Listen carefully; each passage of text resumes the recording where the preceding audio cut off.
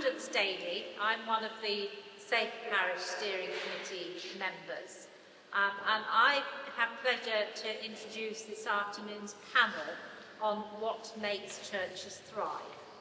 And so, without further ado, let me introduce, first of all, Charlotte Cholet runs Fidelia, which is a lay-led, London-based network of traditional Anglo-Catholic young adults. Launched in February this year, Fidelium seeks to support and strengthen the life of young adults in the church through fellowship, teaching and worship. Charlotte is passionate about renewal of parish life in the Church of England and believes that tradition, community and confident faith are key to helping parishes flourish in modern Britain. The Reverend Paul Towns is, for the past 4 years, incumbent of the rural parish of Harvey in the Vale of Belvoir in this diocese of Leicester. Following a career in agriculture, Paul went on to study theology on the East Midlands Ministry Training course, after which he led a congregation of young families in Harvey, which is his current parish, until 2015, when he went on to ordination. Paul served his curacy in Asfordby, Melton Mowbray, if I pronounced Asfordby correctly, and before returning to Harvey as their vicar.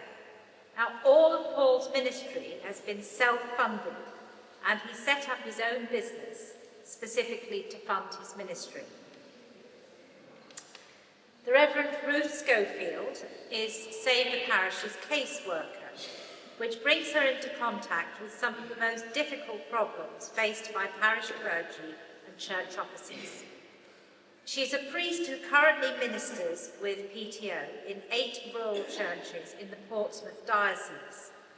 Before ordination, Ruth was a chartered mechanical engineer working on railway rolling stock. She has served as team vicar, rector and area dean in various settings and has experience of rural and suburban ministry in 2 dioceses. Last but not least, Chris Hyam is a member of the congregation of St Andrew's, Jarram Street, here in the city of Leicester. He's relatively new to parish life, having been baptised and confirmed in May last year. He's now a member of the safeguarding team at church, as well as singing regularly in the church choirs. By profession, he's a teacher at the local state secondary school. So let's welcome them all.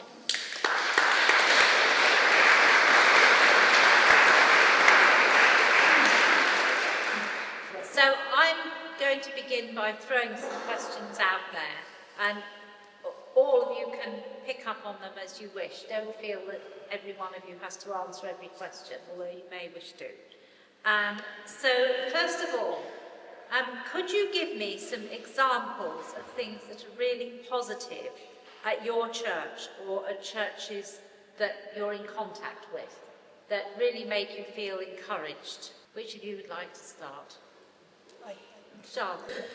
One thing that we notice through Fidelia is young people who have never come to church ever in their entire lives, writing to us and saying, can I come to your mass and social?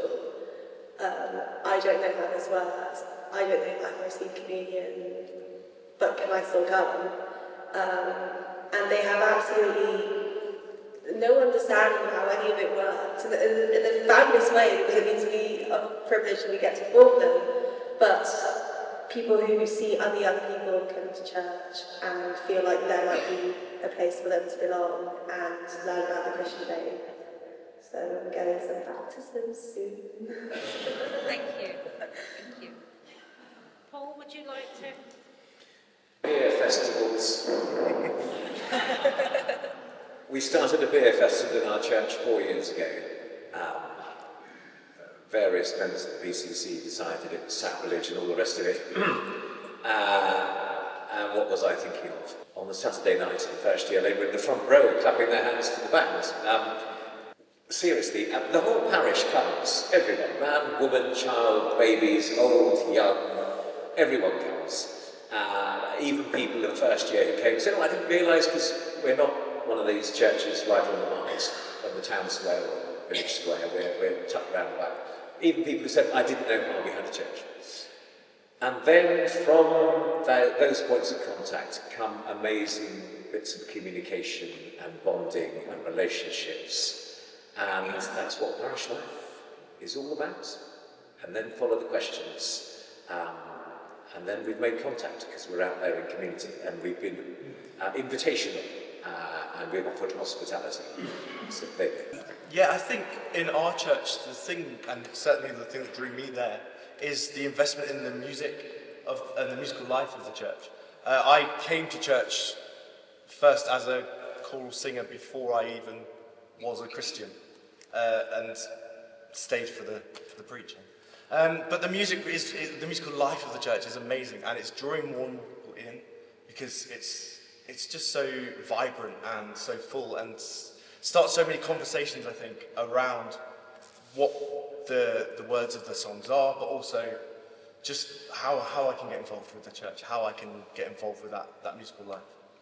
I think in our patch it's been a relationship with the schools which goes through dry seasons and then fruitful seasons, but it's that quiet, consistent volunteering of taking Open the Book into schools, of providing worship, of welcoming whole classes into the church for workshops and then for school worship. And it's that long-term relationship, which means that parents and grandparents are familiar with the church and the church people, and it provides a real bridge across the communities.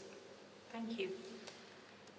So we're hearing a lot in general about a quiet revival, and indeed I think that's exactly what you were just talking about, Charlotte, and Chris, you're an example of it, I guess.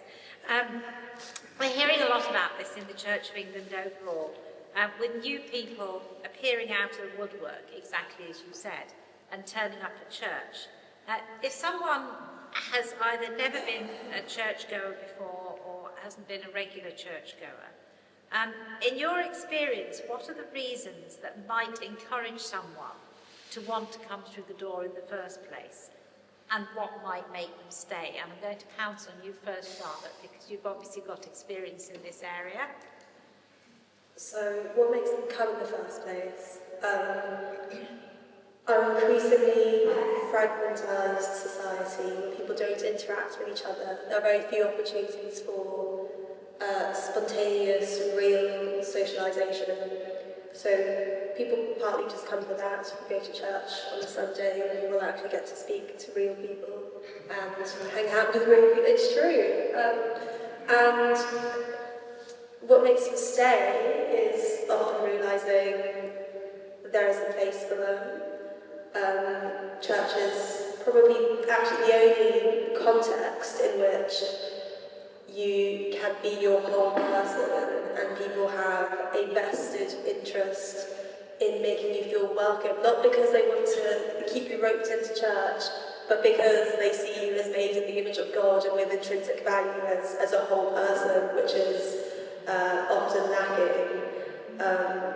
With young people especially, they tend to go where other young people are, and so if they see other young people, they will come. This can be tricky to manage sometimes, but it's one of the things that certainly helps, yeah. Chris, if it's not too personal, what encouraged you through the doors in the first place, and what made you stay? I think we live in an increasingly novel age where we're desperate for the next new thing, the next hit thing. And over the last 20 years or so, it's been exponentially increasing the speed at which something new comes out. And my whole soul, I think, was yearning for something grounded, something rooted in tradition, something that wasn't going to change. In the face of everything changing in life, I wanted that sort of grounding, that tradition, that reaching out to the roots of my past that are missing, and society sort of discards and throws away now. And it's not just me, I think there's a whole yearning generation who have lost it all in the face of novelty, that they're just trying to grab something back now, which is where I think this quiet revival is coming from. Interestingly, in the rural context, we have these beautiful rural parishes, churches which are very quiet, and I think we've got a congregation, a second congregation of people who walk their dog, go out for a country walk and drop into church, and I see so many people sat there in quiet contemplation. We talk theologically about the Missio Dei, the mission of God, and it's God who's moving within people's hearts and souls and causes them to walk towards, both literally and spiritually, a faith and a yearning to be with their Creator God. And so many people in our village come and will sit, and then we'll make contact. And then there's a whole group of people now who are organising things like we've got a gospel choir coming and events, and they want to get involved. But getting them into the traditional liturgy just takes a little, well, as you've said to me earlier, it can be strange and scary. This whole, those of us who've grown up with it, they don't know any different. But if you've never taken part in church services and liturgy, it takes a little bit of explanation and introduction. So well done for your good work, Charlotte, doing that. Not much to add, but I think it's still the case that people turn towards bigger questions when they've gone through big changes.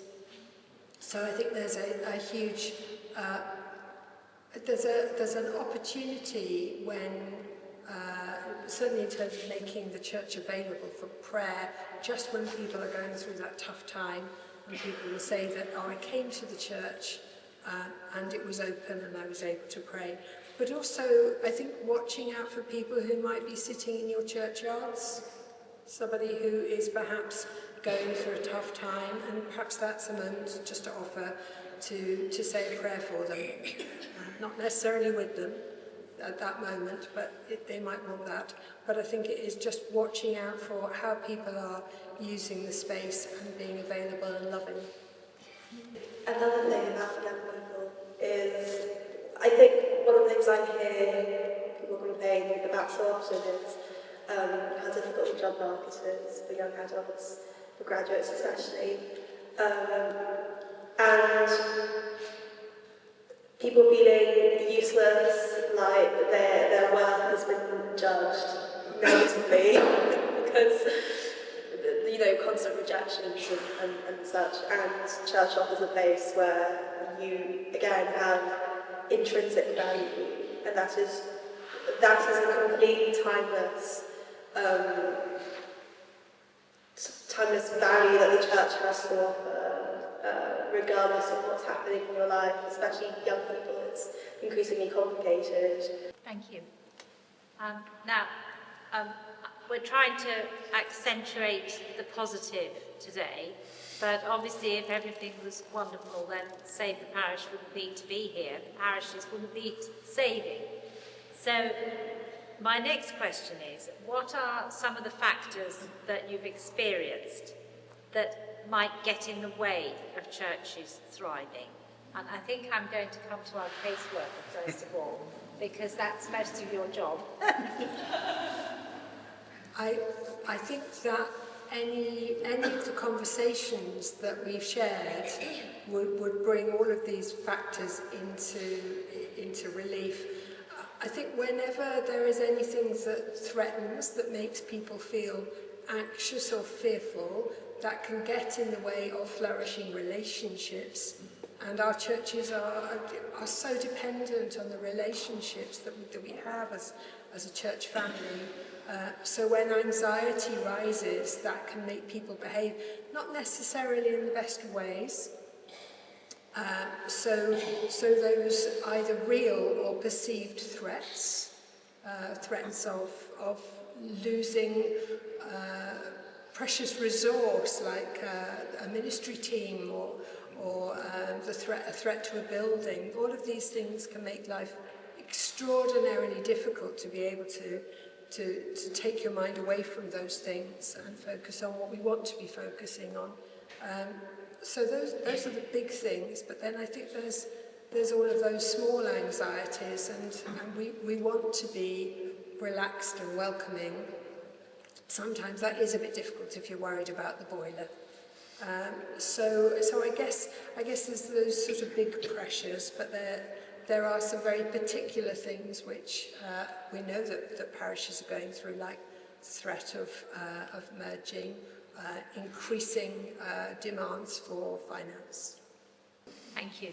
Do any of you want to comment, perhaps Paul, from your long experience of these things, or relatively long? Well, firstly, my path to ordination was at best frustrated by the Central Church, and at worst deliberately slowed. It was painful and traumatic, and my wife wonders why I stuck with it, really. So that certainly prevented ministry flourishing, because I went through, a lot of difficult years. So I wonder how difficult that might be an issue. And of course, at a time when there are falling numbers of people coming forward for ordination, that would be quite a significant issue if the church was standing in their way. Yeah, yes, I think it's better than it was, to be fair. But that for me personally has been an issue. I mean, obviously both of you are newer to this game, but if either of you have got anything to say, I don't want to stop you. I think just picking up from what Paul was saying, that path to ordination, if you've not got a parish priest easily accessible to have that conversation with and go through those thoughts with, how are we expected to get people interested in getting ordained? And I suppose for Anglo-Catholic young people in particular, if you haven't got access to a priest, it's a bit impossible, isn't it, really? A little bit difficult. Yeah. If I can just Yeah. speak on something we had when we started, is London clergy are very possessive of their young people. And when we launched, we were accused of starting our own church and poaching all the young adults. We found it's actually quite the opposite has happened. When clergy relaxed a little bit and advertised our events to them and let people know that we existed, we've seen a huge increase in young people attending our events, and as such, getting more involved in their own parishes life because they feel like they're not the only young person who cares about church. You might be one of 3 in your parish, but you come to the daily event and there are 30 of you there.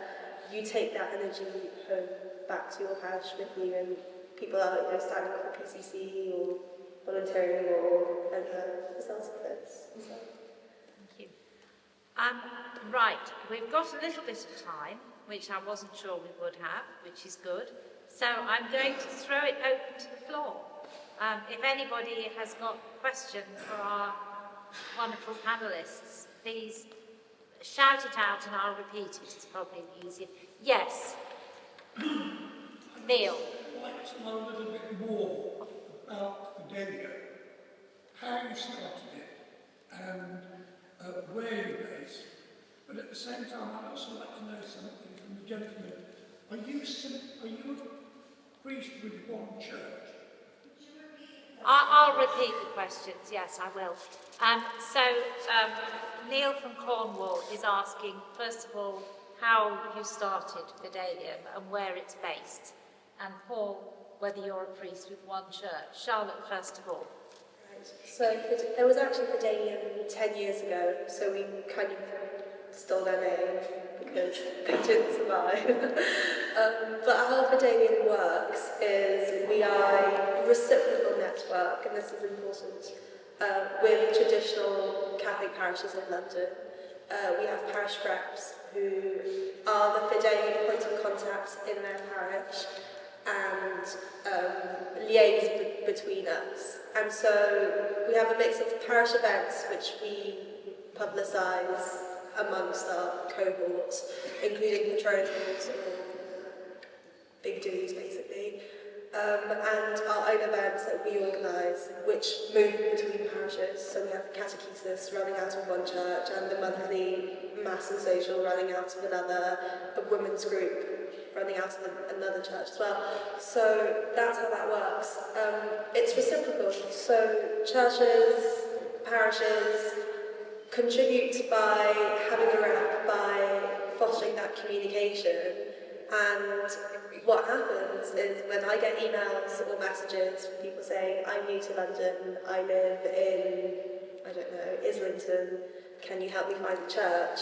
Well, I have a map of churches with a rep, and I can say, well, lovely Richard goes to this church, I can put you two in touch, and you can go for a coffee before Mass, which happens fairly regularly. So that's how we keep it as a network and not as a poaching mechanism for young people. I hope that answers your question. I should be careful not to be a poacher. or frightened about poachers, sorry. The short answer is yes, I have one parish. Strictly speaking, I am licensed to the parish of Harby in the Vale of Weymouth, which is 2,500 acres and about 927 people.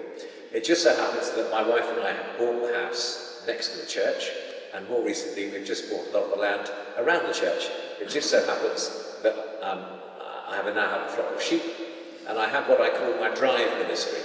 There's a long drive which runs from the Church of England school to the church, and our house is halfway up that drive.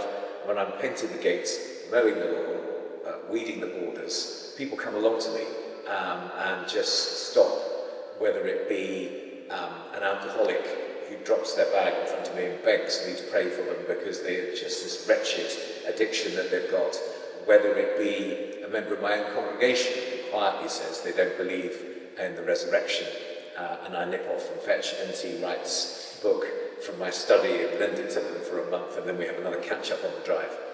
Beautiful conversations. Quite how, well, you can see why in parishes where the priest doesn't live in the village, you don't have that connection. The parish school, the Church of England school, is between the church, well, my house is between the church and the school. Every Friday at 9 o'clock, I go in and I lead a half-hour assembly and we sing. This Wednesday I went in and had a whole afternoon with years 4, 5 and 6 talking about Genesis, the Big Bang and evolution. And we worked our way through all sorts of scripture and scientific ideas and all the rest of it. So I know a lot of the children by their first names, I know a lot of the parents, I know a lot of people in the village. I have a horse, I ride the horse around the village. I think I've said enough, but it's quite intimate, and that is a beautiful part of this bit. And I feel very privileged, but I did hear God's call in 2005. I jacked in a job with a global grain trading company, and I had the courage to start my own business with a wife and 3 children and a mortgage, and had courage. And we have to sometimes, I think, as Christian ministers, well, as any Christian, sometimes you've just got to be brave and say, Lord, what will you have of me? And God has a sense of humour. Actually, the business grew, and it's allowed me for 20 years to devote too much of my time. Well, how can it be too much? But a lot of my time. That's my wife's opinion creeping in there. To have too much of my time to ministry. Actually, I have a supplementary question on that. First of all, how have you stopped the diocese from wrecking it so far? I mean, obviously, the fact that you're self-funding must help, but nevertheless, that doesn't always go as far as it should. And are they planning to wreck it? No, I have to be supportive of Bishop Martin here because I think if anything he's taken a bit of a risk appointing me as the incumbent, which is unusual for a self-supporting minister. So that makes me keen to make it work. So yeah, I think he's taken a bit of a risk, and I thank him for that. But my dream, which Bishop Martin is supportive of, is actually to attract a whole load of other like-minded rural-speaking priests and people who feel called to ordination to Leicestershire to help all the struggling parishes around us. What I don't want to be doing is 8 services every Sunday. That would be amazing, wouldn't it? Any more questions? Yes, gentleman there. We've been talking about the Anglican Central quite a while, but the Roman Church and the Orthodox churches are both going through their revivals as well, and they both seem to be much more dynamic than ours. To what extent does the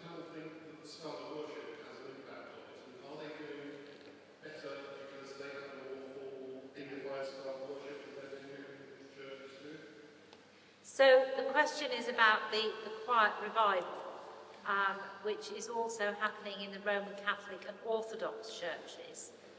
And the questioner is asking, and the fact that they seem to be more intentional about this than the Church of England is, and wondering whether the style of worship has an impact on this, in that the Roman Catholic and Orthodox churches tend to have a more formal and traditional style of worship. Who would like to go first? I think I may have alluded to it already in my call to tradition. I think it absolutely does. Well, for me it did. I think the liturgy is the thing that drew me to St Andrew's, that and the incense. But yeah, I think that style of worship calls to something deeper, something truer, and something, again, rooted in tradition. So for me, it definitely had an impact. Charlotte? So if you look at the Quiet Revival report, what's particularly interesting is that the Roman Catholic Church is growing and the Charismatic churches are growing. And I think that speaks to young people being a little bit sick and tired of being fed the same thing constantly at work and at church and at university. And they want something out of church that feels different to their daily lives. And they want to feel like they're part of something bigger. So if the Catholic tradition is growing and the charismatic tradition is growing, we want to think about what is it that these have to offer that we can also offer our young people. So is it dignified liturgy? Is it feeling the Holy Spirit? It's not my tradition, but I have many friends who've started going to church in charismatic churches.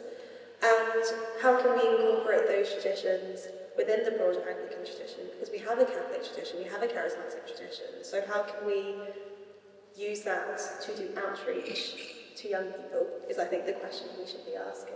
And not giving up and saying, oh, okay, well, the Romans are having them, the Orthodox, and okay, whatever, I give up then. I think there's a lot of potential there for us to evangelise in our own way as well. Either of you got anything to add? Or? I think whatever tradition we worship in, we need to make sure there is depth and space for mystery. That's it. Gentleman there.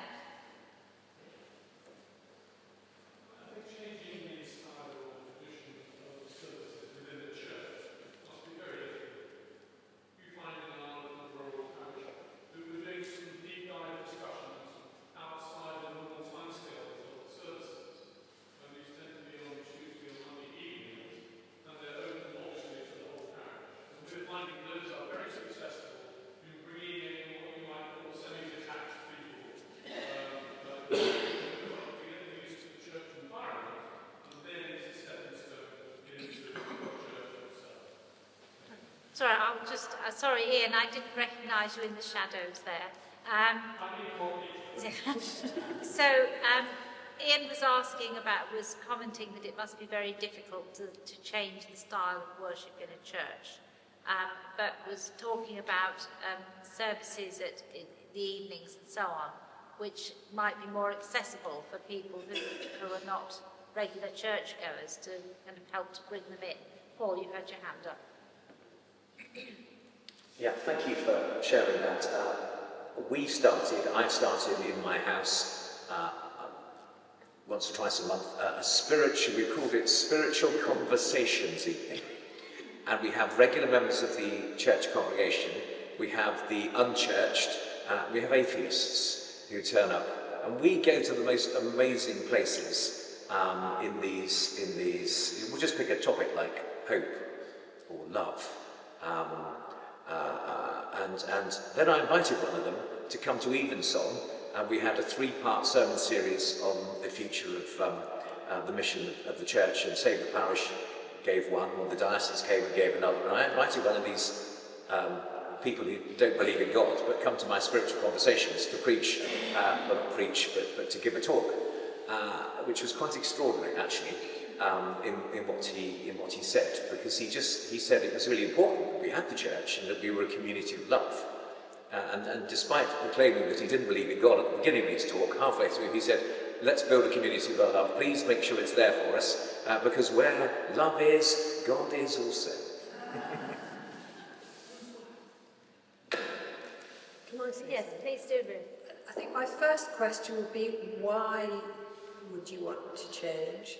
Who wants to change? And what is the intention behind it? I have a lovely friend, I won't name him, he's a vicar. He said he was asked when he first went to when he last made a move of church, what sort of hymns do you like? And he said, it doesn't matter, I'm going to be here anyway. So I think it's a good question to ask, why do you want to change your worship? Yes, I shouldn't be answering the questions, but some of the worst stories I've heard are where you either get an Anglo-Catholic vicar going into an evangelical church and trying to change it, or vice versa. You know, just completely going against the grain. You think, well, why have we even gone there? But anyway. Any more from anyone? Yes, the hand up there. All I can see is the hand. Oh, Roy, okay. Oh, yes, okay, please do, by all means.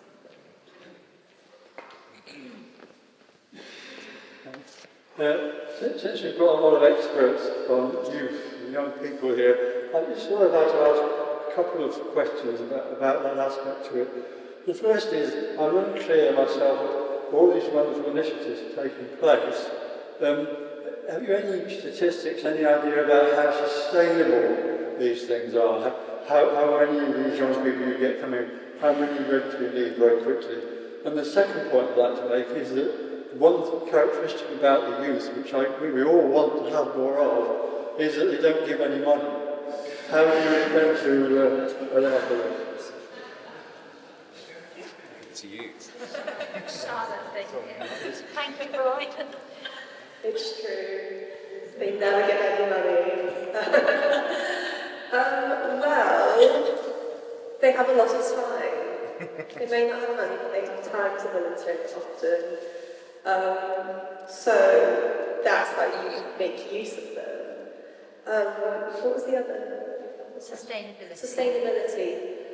Well, okay, the Daily has existed since February, so I can only speak about that much, and there's student maths which has started about, which is about a year old now, so which slightly dates for Daily. It just keeps growing. The student maths grows about 10% every time. In the middle of August, we weren't expecting anyone to come, so we moved back to the side chapel thinking it'll feel full, and it was completely overflowing. I think if you keep making provision for young people in the way that works for them, so all our events are weeknights basically, times when they can come, they will come if they are interested, and it's worth having a chat with them and saying, okay, well, what about this works? What about the format do you like? It's worth taking people's opinions into it. Often you have a vicar who's decided we're going to have a Bible study, and no one comes to the Bible study because the Bible study's at a weird time or a weird place, or it just doesn't really match the need of the people. So that's how you make it sustainable, I think. I think picking up on the they don't give money side as well, we've got to remember that the young people of today are the not so young people of tomorrow. And we need to start thinking about the next generation and the next generation. We need to provide for the young people now so that they can start helping the church out financially later on down the line and bringing their children to it and bringing their families into it. So the church grows naturally and sustainably, hopefully that way. Thank you. Either of you want to add anything? No? Okay. In which case, I think we're just about bang on time, are we? Can't see it. It's reflecting off my watch. Yes, there we go. We're 1 minute early, so I think we'll stop there. But thank you very much indeed for your questions, and thank you especially to our panellists for those, diverse and really helpful and encouraging answers. So thank you to all. And on your behalf, can I thank Prudence for sharing with us? Thank you.